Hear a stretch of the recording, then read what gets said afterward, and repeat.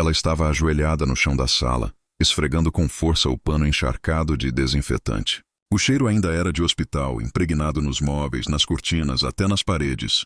Passaram-se meses de noites em claro, cuidando dele, controlando febres, segurando vômitos, levando-o ao banheiro quando ele não tinha forças para andar.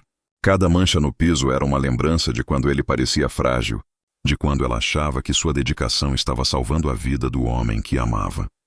O suor escorria em sua testa, e ela nem percebeu o barulho da porta se abrindo. Foi apenas quando ouviu uma risada abafada que levantou a cabeça. Ali estava ele, seu marido. Caminhava ereto, a pele já não tão pálida, o olhar firme, os passos cheios de vigor. Mas não estava sozinho. Ao lado dele, uma mulher jovem, bem vestida, sorria como se fosse dona daquela casa. Ele a segurava pela mão, entrelaçando os dedos como quem protege um tesouro. Maria, disse ele sem a menor vergonha, como se nada estivesse fora do lugar. Quero que conheça a Ana. A vassoura escorregou das mãos de Maria, caindo pesada sobre o chão molhado. O coração dela pareceu parar, como se uma faca tivesse rasgado o peito de dentro para fora. Olhou para os olhos dele, esperando que fosse uma piada de mau gosto, um mal-entendido. Mas não, ele sorria. Ele sorria como não sorria há meses. E não era para ela. Ana é o motivo pelo qual eu estou aqui hoje. Continuou, com a naturalidade cruel de quem confessa algo banal. Foi ela que me deu forças, que me mostrou o que é viver de verdade. Maria sentiu o mundo desmoronar. As lembranças vinham como flashes. As noites frias em que ela dormia no chão ao lado da cama dele, com medo que ele parasse de respirar. Os dias em que deixou o trabalho de lado para cuidar dele. Os olhares piedosos de vizinhos que diziam que ela era uma esposa exemplar. Tudo aquilo, para quê? Para vê-lo ali, erguendo outra mulher como se fosse a salvadora? Ana, a outra, estendeu a mão com um sorriso debochado. Prazer, Maria. Eu já sabia muito sobre você. Os olhos de Maria marejaram, mas ela não se permitiu chorar. Não ali, não na frente deles. Mas a garganta ardia, as pernas tremiam, e cada batida do coração parecia um soco no peito. O marido olhou ao redor, reparando na limpeza, no esforço dela para manter o lar em ordem mesmo depois do inferno que tinham vivido. Você cuidou bem da casa, disse ele como quem elogia uma empregada. Mas agora as coisas vão mudar. E pela primeira vez em muito tempo, Maria não encontrou palavras. Só silêncio. O silêncio mais doloroso que já sentiu. Maria ficou imóvel, como se tivesse sido enraizada naquele chão molhado. O pano de limpeza escorregou de sua mão e repousou sobre a poça de água e desinfetante. A cena parecia um pesadelo em câmera lenta. Ele passando pelo corredor de braços dados com a outra. A risada abafada ecoando pela casa, cada detalhe queimando na mente dela como ferro em brasa. O coração de Maria batia em descompasso. Aquele homem que agora falava com tanta frieza era o mesmo que ela carregara no colo quando ele não tinha forças para se levantar. Era o mesmo que ela alimentava com sopa morna, colher por colher, quando a doença o consumia. Era o mesmo que ela aquecia com o próprio corpo nas noites em que ele tremia de febre. Tudo aquilo que ela fez, todos os sacrifícios, agora eram tratados como nada mais do que um detalhe descartável. Vou buscar minhas coisas, disse ele com a naturalidade de quem decide trocar de camisa. A partir de hoje, minha vida é ao lado da Ana. Maria sentiu o sangue gelar. Suas coisas? Murmurou quase sem voz. Esta é a sua casa? A nossa casa, ele parou, virou-se e sorriu com ironia. Nossa, Maria, essa casa só existe porque eu lutei pela minha vida. E agora eu quero viver de verdade. Você nunca entendeu isso. As palavras foram facadas. Ela quis gritar, quis se defender, quis mostrar cada cicatriz invisível que carregava dos meses em que foi esposa, enfermeira e serva ao mesmo tempo. Mas a voz não saiu. Ana entrou na sala como se fosse dona do lugar. Passou os olhos pelos móveis, pelas cortinas, pelas fotos emolduradas na parede. Fotos de viagens, aniversários, momentos em que Maria acreditava ter uma família sólida. Ana riu baixo e comentou: "Que casa antiquada! Vamos precisar mudar tudo aqui." Maria fechou os punhos. A vontade de chorar era esmagadora, mas maior ainda era o desejo de não se ajoelhar diante deles. No entanto, suas pernas fraquejaram, e ela caiu sentada sobre o chão molhado. O vestido grudou em seu corpo, e a sensação de frio percorreu-lhe a espinha. Ele olhou para ela, e por um breve instante, Maria buscou no olhar dele algum resquício de compaixão, algum traço do homem que um dia disse amá-la. Mas não havia nada. Apenas indiferença. Maria, é melhor você aceitar, disse ele seco. Eu não a amo mais. O silêncio tomou a sala. Só se ouvia o tic-tac do relógio na parede e o riso abafado de Ana, como se a dor de Maria fosse entretenimento. As lágrimas finalmente romperam. Maria baixou o rosto, deixando que caíssem sobre o chão, misturando-se à água suja que ela mesma havia espalhado momentos antes. Era como se toda a sua vida estivesse sendo lavada dali, arrastada, jogada fora. E foi nesse instante, naquele buraco escuro de humilhação, que ela percebeu. Estava completamente sozinha. As lágrimas escorriam sem controle, mas Maria não fazia esforço algum para contê-las. Já não havia dignidade a preservar diante daqueles dois. Era como se sua vida tivesse sido arrancada pelas raízes, esmagada diante dos olhos. Ele passou pelo corredor e começou a abrir os armários, recolhendo roupas, perfumes, objetos pessoais. Tudo feito sem pressa, como se fosse uma tarefa qualquer.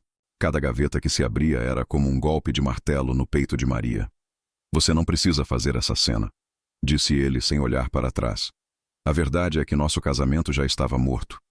Você só não percebeu. Maria levantou o rosto, os olhos vermelhos, a voz embargada. Morto. Eu estive ao seu lado quando ninguém mais esteve. Eu troquei minhas noites de sono pelo barulho da sua respiração fraca, com medo de que fosse a última. Eu deixei minha vida inteira de lado para cuidar da sua. Se isso não é amor, o que é? Ele suspirou, fechando a mala com força. Isso é obrigação, Maria. Você era minha esposa. Não fez mais do que o seu papel. A frase atravessou-a como uma lâmina. Obrigação. Tudo aquilo que ela viveu, o cheiro de remédio que nunca saía das mãos, as roupas manchadas de sangue, o corpo exausto que ainda encontrava forças para sorrir para ele. Agora era reduzido a uma simples palavra. Ana surgiu no corredor, apoiando-se na porta com um sorriso triunfante. Sabe, Maria, eu estive com ele nos piores momentos também. Talvez não cuidando fisicamente, mas dando a ele algo que você nunca conseguiu. Esperança. Você só trazia sofrimento. Maria fechou os olhos, tentando conter o grito que queimava em sua garganta. Queria correr até ela, arrancar aquele sorriso falso do rosto. Mas o corpo não se movia. Era como se estivesse presa a um pesadelo do qual não conseguia acordar. De repente, o barulho da mala sendo arrastada pelo chão ecoou pela casa. Ele voltou à sala e parou diante de Maria. Eu vou embora hoje. A vida com você terminou. Maria o encarou, sem acreditar que ouvia aquilo da boca do homem que, meses atrás, implorava para que ela não o deixasse sozinho no hospital. Naquele instante, flashes invadiram sua mente. Ela, segurando a mão dele quando os médicos diziam que não havia mais esperança. Ela, acordada de madrugada, orando em silêncio enquanto ele tremia de dor. Ela, rejeitando convites de amigos e família porque precisava estar com ele, e agora tudo aquilo era lixo. Ele pegou a mão de Ana e a puxou em direção à porta. Antes de sair, virou-se uma última vez. Cuide-se, Maria. Você vai superar. Um dia vai entender. A porta se fechou. O silêncio caiu pesado. Maria caiu de joelhos no chão, as mãos pressionando o peito como se tentasse segurar o coração que se despedaçava. O grito que ela engolira por tanto tempo finalmente escapou, ecoando pela casa vazia. Um grito de dor, de abandono, de humilhação. Sozinha, esquecida, descartada, e pela primeira vez em muitos anos, Maria não tinha para quem viver. Os dias seguintes foram um mergulho lento no vazio. A casa, que antes transbordava o som dos passos dele, o eco das conversas e até mesmo os ruídos da doença, agora era puro silêncio. Maria acordava e não havia ninguém para preparar o café. Caminhava pelos corredores e cada canto lhe devolvia memórias que doíam como punhaladas. No banheiro ainda restava o cheiro do remédio que ela misturava à água morna para banhar o corpo febril dele. Na cozinha, as panelas continuavam guardadas com as marcas das sopas que preparava quando ele não conseguia mastigar. O travesseiro dele ainda estava fundo, com o formato da cabeça, e ela não teve coragem de arrumar a cama. Era como se cada detalhe gritasse o quanto ela tinha se dado inteira, e o quanto fora descartada sem hesitação. Maria passava as manhãs sentada na poltrona da sala, olhando fixamente para a porta, como se esperasse que ele entrasse de novo. Arrependido, pedindo perdão. Mas a porta nunca se abria, e a cada dia, o peso da ausência se tornava mais insuportável. Na rua, vizinhos cochichavam. Alguns a olhavam com pena, outros com desprezo. Ela ouvia fragmentos das conversas quando ia comprar pão. Coitada, cuidou dele até o fim e foi trocada. Dizem que ele está vivendo uma vida de luxo com a outra. Eu sempre achei que ela parecia mais mãe do que esposa. Cada palavra a esmagava. Maria voltava para casa com os olhos baixos, carregando não apenas o pão, mas também o fardo da humilhação pública. À noite, a solidão se tornava mais cruel. Maria se deitava na cama enorme e fria, estendia a mão para o espaço ao lado e encontrava apenas vazio. Chorava até adormecer, e mesmo nos sonhos não encontrava alívio. Via sempre a cena dele entrando pela porta de mãos dadas com Ana, repetindo em pesadelo a dor do abandono. Mas o que mais a dilacerava não era apenas a traição, era a sensação de inutilidade. Ela havia dedicado tudo: juventude, saúde, sonhos. E agora sem ele, sem ninguém, quem era Maria? Uma sombra de si mesma. Uma mulher esquecida até por Deus. Houve uma manhã em que ela se levantou, olhou para o espelho e quase não se reconheceu. Os cabelos desgrenhados, os olhos inchados, a pele pálida. Tocou o próprio rosto e sussurrou: "O que restou de mim?" Não havia resposta. Apenas o reflexo de uma mulher despedaçada. Naquela mesma tarde, encontrou uma fotografia guardada numa gaveta. Ela e ele sorrindo, antes da doença, abraçados numa viagem que parecia pertencer a outra vida. As mãos dela tremiam ao segurar a foto. O impulso foi de rasgá-la, destruir aquela lembrança que agora era veneno. Mas não conseguiu.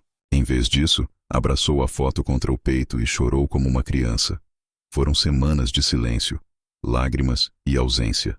Até que, numa madrugada sufocante, Maria percebeu que, se continuasse daquele jeito, não sobraria nada dela. A casa estava caindo aos pedaços, assim como sua alma.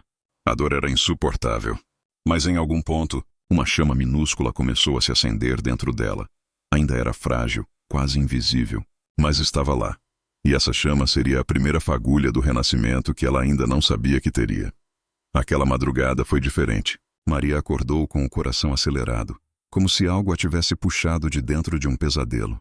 Levantou-se e, pela primeira vez em semanas, não foi até a poltrona da sala chorar em silêncio. Em vez disso, acendeu a luz da cozinha e se encarou no reflexo da janela. Estava destruída, mas viva. E estar viva, percebeu, ainda era alguma coisa. Passou as mãos pelo cabelo desgrenhado, respirou fundo e pensou: eu preciso sair daqui. Preciso respirar outro ar. No dia seguinte, tomou uma decisão simples, mas que parecia impossível até então. Abriu as cortinas. O sol entrou, iluminando os móveis empoeirados, revelando a sujeira acumulada pelo abandono de si mesma. Ela sentiu vergonha, mas também uma estranha sensação de despertar. Era como se a casa estivesse refletindo a própria alma dela, esquecida, mergulhada na escuridão, pedindo para ser limpa e reconstruída. Maria pegou baldes, panos e começou a limpar. A cada gesto sentia que não estava apenas lavando a casa, mas também purificando os restos da dor. O corpo cansava rápido. As lágrimas vinham de repente, mas ela não parava. Se eu conseguir limpar aqui dentro, talvez consiga me limpar por dentro também, murmurava para si mesma. Naquela noite deitou-se na cama exausta, mas diferente. Pela primeira vez em muito tempo, não chorou antes de dormir. Os dias seguintes foram um exercício de sobrevivência. Maria começou a sair de casa, ainda com passos curtos, tímidos. Foi até a padaria sem abaixar a cabeça, comprou flores na feira e colocou num vaso na sala. Pequenos gestos que pareciam gritar: eu ainda estou aqui. Mas o verdadeiro choque veio quando, em um dos passeios até o mercado, ela o viu. Ele, de mãos dadas com Ana, entrando numa loja de roupas caras. Estava saudável, elegante, rindo alto. As pessoas ao redor os olhavam com admiração, como se fossem um casal perfeito. O coração de Maria disparou, e por um instante a dor ameaçou derrubá-la de novo. Mas algo dentro dela, talvez aquela chama que começava a nascer, a fez permanecer firme. Ela respirou fundo, desviou o olhar e seguiu em frente. Não correu, não chorou, não implorou por nada, e quando chegou em casa, percebeu. Havia enfrentado o momento mais temido e não desmoronou. Naquela noite, diante do espelho, ela se olhou nos olhos e disse em voz baixa: ele me destruiu, mas não vai me enterrar. Eu vou levantar, era apenas o começo. Ainda havia muito a reconstruir, muitas feridas abertas. Mas pela primeira vez, Maria sentiu que poderia sobreviver. E talvez um dia, até renascer. Os dias se transformaram em semanas, e Maria começou a perceber mudanças sutis, mas poderosas. Cada pequeno gesto que antes parecia banal, agora carregava um peso de vitória. Ela ia ao mercado sem se encolher, atendia vizinhos com um sorriso contido, regava as flores que começavam a florescer na sala. O mundo parecia grande demais, mas, ao mesmo tempo, dentro dela, algo estava crescendo. Uma força que ela não lembrava que possuía. Decidiu que precisava ocupar a mente. Procurou um emprego, algo simples no começo, mas que a tirasse do isolamento. O primeiro dia foi assustador. Mãos trêmulas, voz embargada, mas logo percebeu que conseguiria. Cada tarefa cumprida era um lembrete de que ainda existia e ainda podia criar algo novo, só para si mesma. Ela começou a escrever também. Pequenos textos, memórias de dor, reflexões sobre a humilhação que sofreu, sobre a traição que quase a quebrou. Mas a cada linha escrita, a sensação de peso no peito diminuía. Era como se transformasse a dor em palavras, e as palavras em alicerces. Num sábado de manhã, encontrou um amigo antigo na rua. Ele parou, a cumprimentou e notou a mudança. Maria, você está diferente. Há uma luz nos seus olhos que não estava lá antes. Ela sorriu tímida, mas verdadeira. Acho que estou aprendendo a existir para mim mesma, disse, sentindo a força de suas próprias palavras. Com o tempo, percebeu que poderia reconstruir sua vida. A casa, antes silenciosa e fria, agora vibrava com sons de música enquanto ela cozinhava para si mesma. Ria sozinha de memórias engraçadas e até começava a planejar pequenas viagens. Cada gesto, cada conquista, por menor que fosse, era uma vitória sobre o homem que tentou destruí-la. E então veio o dia em que, ao olhar para o espelho, ela não viu mais apenas a mulher que sofreu, que foi humilhada, que foi traída. Viu alguém que sobreviveu, que resistiu, que transformou a dor em força. Maria finalmente percebeu. Ele podia tê-la descartado, mas nunca poderia roubar a mulher que ela se tornaria. E naquele instante ela sorriu com convicção. Não havia rancor, apenas liberdade. Não havia medo, apenas coragem. Não havia dor insuportável, apenas a certeza de que a vida ainda podia ser bela. E que, finalmente, ela podia vivê-la para si mesma. Meses se passaram, e Maria começou a sentir a vida pulsando de verdade em seu corpo.